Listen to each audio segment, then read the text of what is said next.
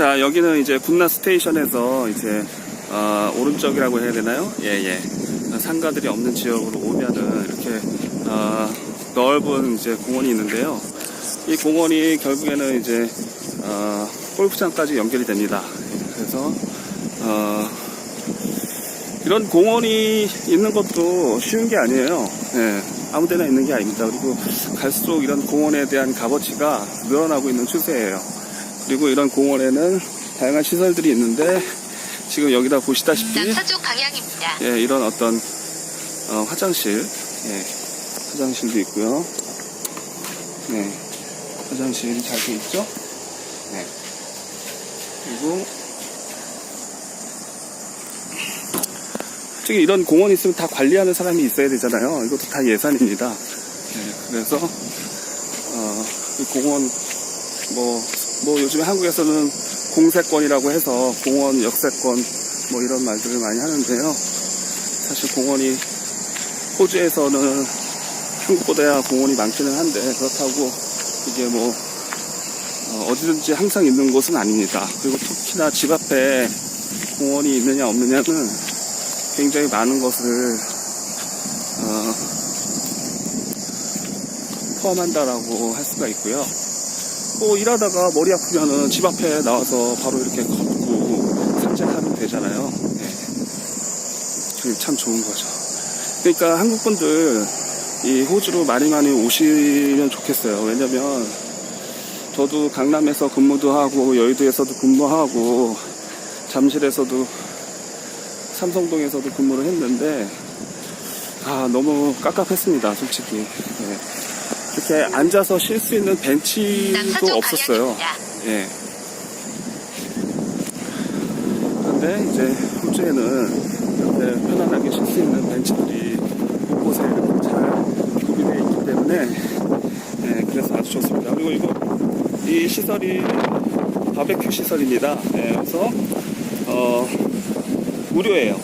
여기다 고기를 구워서 이렇게 먹으면서 바베큐를 해 먹을 수가 있고요. 한국에서는 뭐 공원이든 어디든 거기서 뭐 취사하는 거 되게 금지하고 있잖아요. 호주는 아닙니다. 어디서든지 공원에서 취사를 하실 수가 있고요. 다만 이제 바베큐 시설이 있는 곳에서 해야 이제 욕을 안 먹고, 바베큐 시설이 없는 데서 이제 불을 피거나 뭐 이렇게 되면은 화재 위험이 있기 때문에 굉장히 민감하고 벌금을 맞을 수도 있어요. 왜냐면 이 나라는 좀 건조한 나라이기 때문에 산불이 대단히 위험합니다. 그리고 부동산 투자할 때도 너무 이 호주 사람들은 이제 살림이 울창한 곳을 좋아합니다. 그래서 뭐 우드가 붙은 이제 그런 동네를 선호하고 가격도 싸지 않거든요. 우드가 들어간 동네는 굉장히 비싼데 문제는 뭐냐면 산불 나면은 그런 집들은 다 그 잿더미가 된다는 거예요. 남쪽 방향입니다. 최근에 이 실리콘밸리에서 캘리포니아주에서 그렇게 화재가 났었지 않습니까? 그런 것처럼 그 숲이 우거진 곳에 나홀로 집은 굉장히 위험하고요. 물론 뭐 보험을 들으면 나중에 보상을 받겠지만 보험 이전에 생명이 위험하잖아요. 생명이. 그 산불이 나면은 전체 주위가 다 뜨거운 불덩어리로 이렇게 휩싸이기 때문에 뜨거운 불덩어리로 휩싸이기 때문에 굉장히 위험합니다. 그래서 저는 막 숲이 우거진 그런 곳에 있는 집은 별로 추천하지 않습니다. 그리고 이 동네가 약간 저지대 지역이거든요. 그래서 저지대에 이제 침수하는 걸 방지하기 위해서 이렇게 대형 배수관, 오수관, 우수관, 이런 것들이 설치가 되어 있어요. 그래서 강이 저 뒤쪽으로 이렇게 도로 뒤편으로 강이 나와 있는데 이쪽이 약간 저지대예요. 그래서 이쪽이 이제 침수될 위험이 좀 있는데 그런 걸 방지하기 위해서 이렇게 대형 우수관하고 하수관을 배설을 해 놨다고 합니다. 그게 그런 공사를 한 지가 뭐 2년이 채 안 된다고 그래요. 그전에는 그래서 요 군나 지역이 가격이 저렴을 했었고, 그리고 2010년, 11년도에 시드니나 멜번 같은 데는 가격이 지속적으로 올랐었는데 이 브리즈번 전체가 2011년에 대홍수가 있어가지고 그때 이제 전반적으로 침체가 되고 가격이 하락이 있었습니다. 우회전. 그래서 지금 그 하락분을 이 군나 지역 같은 경우는 2010년, 11년, 12년에 이제 13년, 13년까지 하락된 가격을 이제서야 이제 겨우 회복한 상황이에요. 예, 그러니까 10년 전 가격이랑 동일하다고 보시면 됩니다. 거의. 10년 전 가격이랑 이 브리즈번의 하우스 가격은 거의 비슷하다. 물론 시티는 예외고요. 예, 시티 쪽은 예외고 이 외곽 지역 그 중에서도 이제 골드코스트 라인이 조금 비싸요. 왜냐면 이 호주 사람들도 골드코스트에 놀러 가고 싶잖아요. 평일에는 일을 하고 주말에는 골드코스트 가서 이제 멋진 마린 라이프를 즐기고 싶기 때문에 골드코스트 라인 지하철역 근처에 있는 서버브들 그런 데가 여기보다 한 20-30% 정도 더 비쌉니다. 예. 그러니까 당연히 좌회전. 돈 많으신 분들은 그런 데 가서 사시면 돼요. 예. 저는 말리지도 않고 그쪽을 그쪽의 가치에 대해서 이렇게 깎아내릴 생각은 전혀 없습니다. 예. 확실히 이곳보다는 관광 자원이 있기 때문에 골드코스트라는 강력한 관광 자원이 있기 때문에 그쪽이 이제 시세가 더 나가는 거는 인정을 하고요. 다만 이제 이 스위치 지역이 상대적으로 저평가되어 있다. 왜냐하면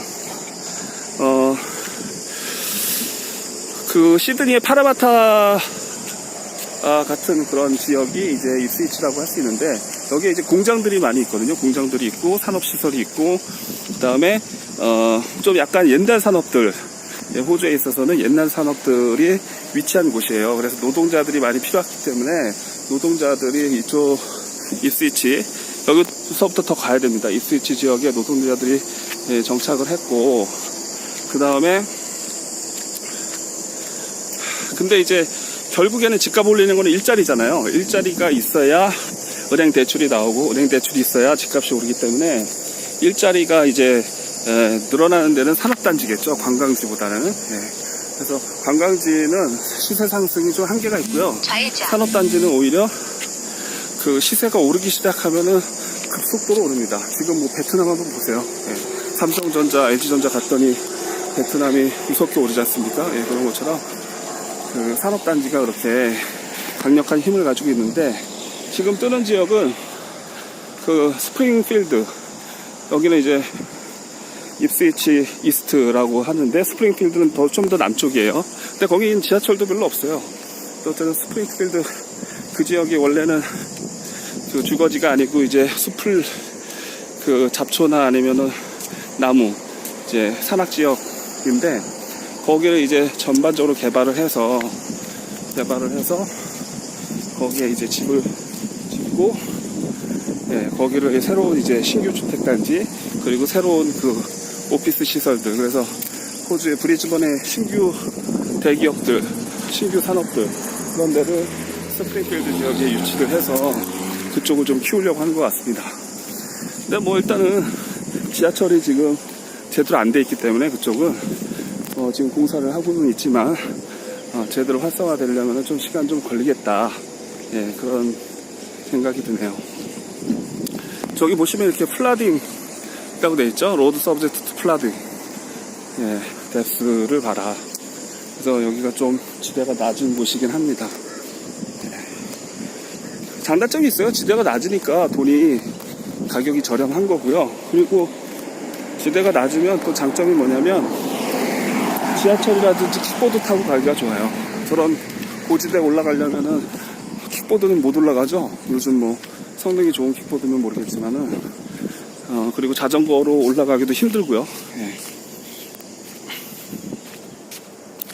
그리고 여전히 이렇게 1층짜리 집들이 많이 있기 때문에 그리고 많은 사람들이 이제 침수 지역에 대해서 이렇게 안 좋은 이미지를 가지고 계신데 제가 볼 때는 침수 지역이 문제가 아니라 역세권에서 먼 지역이 문제라고 봐요. 지금 아까 지하철역을 제가 자세히 촬영을 못했는데 우회전. 모든 역세권 주차장에는 항상 차들이 꽉꽉 차 있습니다.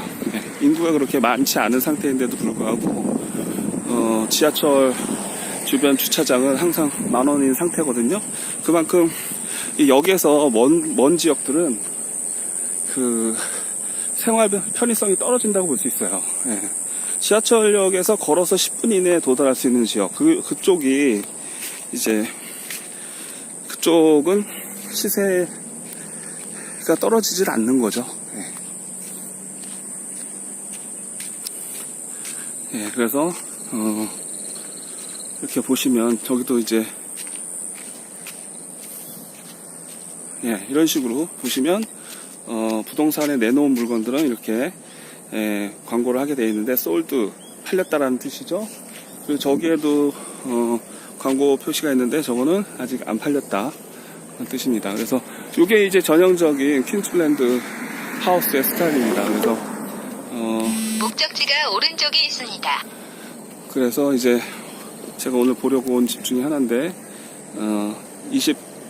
24만 불짜리인데 22만 9천 불에 최근에 팔린 집입니다. 예. 그래서 보시면은 위층이 전부 다 레노베이션이 돼 있고 그 데크가 설치되어 있어서 굉장히 상단의 그 공간 활용도가 높습니다. 예. 그리고 밑에도 이제 그 밀폐되어 있는 곳은 저렇게 주차장이라든지 차고라든지 그 놀이방으로 쓸 수가 있고요. 2층은 이제 주거시설로 저렇게 잘 꾸며져 있습니다. 예. 그리고 이 집 같은 경우는 이제 저지대다라는 것이 단점이고요. 그거 빼놓고는 단점이 없는 집입니다. 저 뒤에 창고도 있고, 그 다음에 땅도 한 600평방미터, 그 다음에 이제 날씨가 뜨거우니까 이렇게 커다란 나무도 이렇게 잘 자라져 있고요.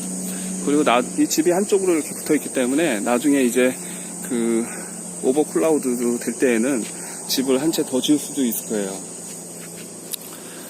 예, 반면에 이제 저 집 같은 경우는 집이 가운데 있기 때문에 집을 추가로 짓기가 좀 어렵습니다. 집이 땅에 한쪽에 쏠려 있어야 다른 쪽에 이제 창고라도 지을 수 있는데 이렇게 정 가운데 있으면은 별채를 짓기가 참 좀 어렵고요.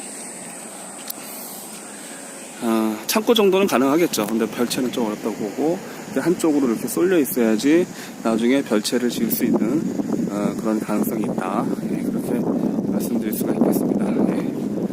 그래서 이게 이제 두 번째 매물이고요. 저 앞에 있는 게 세 번째 매물입니다. 최근에 요거는 팔렸고요. 요거는 아직 안 팔렸는데 요거는 이제 굉장히 저렴하게 나왔어요. 지금 19만 불? 예, 20만 불. 예. 땅이 800평방미터고 한국 평수로는 한 250평 정도? 예, 250평 정도 되는 규모의 땅을 가지고 있고 코너집이고 그 다음에 역에서도 걸어서 한 5분 정도, 7분 정도 걸립니다. 예. 그래서 그 첫 번째 집 봤고요. 두 번째, 세 번째 집을 연달아서 봤습니다. 예. 참고로 세 번째 집은 리노베이션이 안 돼 있기 때문에 두 번째 집보다는 한 3, 4만 불 정도 더 저렴한다고 보시면 돼요. 그리고 리노베이션은 어떻게 하느냐에 따라 가격이 천차만별이지만 최소 2만 불에서 비싸게는 10만 불까지 나갑니다. 예, 그래서 그런 거 감안하면은 두 번째 집이 첫 번째 집보다 낫다고 할 수 있고요. 세 번째 집은 그래도 땅이 크니까 장기적으로는 그리고 예산이 부족한 사람들한테는 저것도 좋은 대안이 될 거라고 봅니다. 예, 여기까지 두 번째, 세 번째 매물을 설명을 드렸습니다.